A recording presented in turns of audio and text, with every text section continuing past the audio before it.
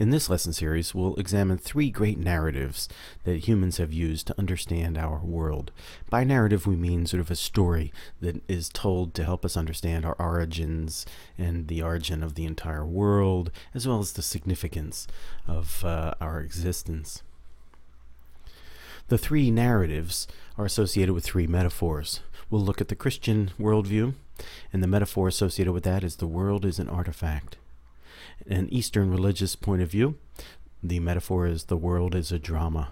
And the scientific worldview, the world is an automatic machine. So in this lesson, we'll take a look at the Christian worldview, or the Christian narrative. The metaphor associated with the Christian worldview is the world is an artifact. And by artifact, we mean an object that was purposely designed and then created to serve that purpose.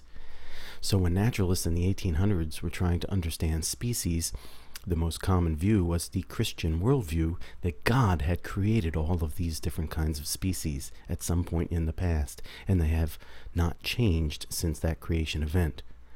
Well, the creation of a species takes intelligence, so the Christian saw God as an intelligent mind, designed each type of species with certain kinds of characteristics, and then created them in the act of creation as described in the Bible. Here's a famous painting by Michelangelo of God creating Adam. Notice Adam was made in the image of God. Let's take a look at another species we find in nature, the praying mantis. In these pictures, the praying mantis has captured a bee. They are carnivores. Its four-limbed spikes help keep the prey secure. They have a purpose. Look at these spikes, pretty intimidating. And the idea is these are parts with purpose. They serve a function to keep the prey immobilized so the prey can't escape while the mantis feeds. Biologists call such features adaptations. Adaptations are heritable traits that help an individual survive and reproduce. They look like they were designed to serve a purpose. Now for the Christian, when the Christian looked out in nature and saw parts with purpose, they immediately attributed that to God's intelligence. The reason this part has a purpose is because God designed it to have that purpose. So when God made mantises, God included this design feature in the mantises to help the mantis keep hold of its prey.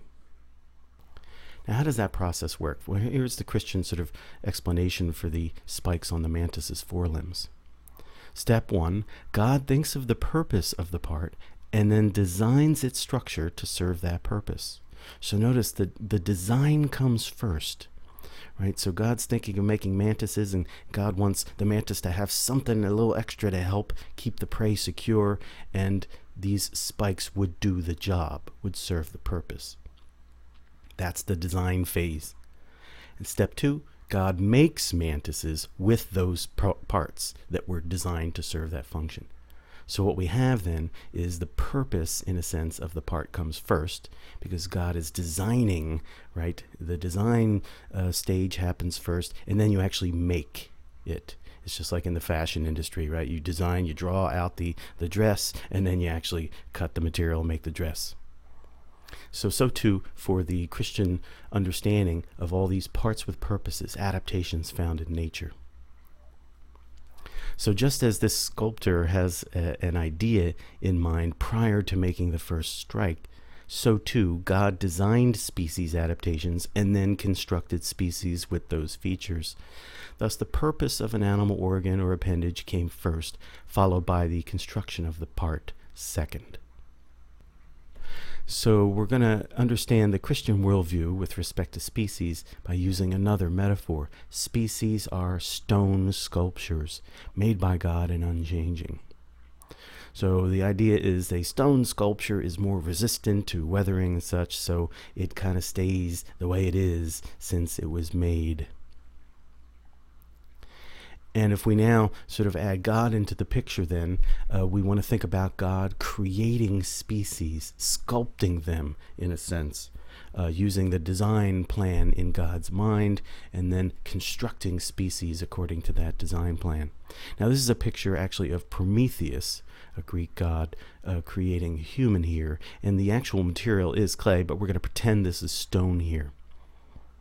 So the Christian idea then is God is creating species, sort of making them out of stone. They're unchanging. The stone sculpture analogy captures the fixed nature of species in the Christian worldview. The stone species are resistant to change by forces inside of nature. According to Christian thinkers, animals could not change themselves, nor could they change each other. God made them in a certain way, and they stayed that way since their creation. Now, another feature of this worldview is that, in a sense, living things were put into this universe by God. And we're going to see how that contrasts with the scientific worldview later, where we'll sort of say that living things grow out of the universe, grow out of the earth. In the Christian worldview, living things are sort of put into this universe by God.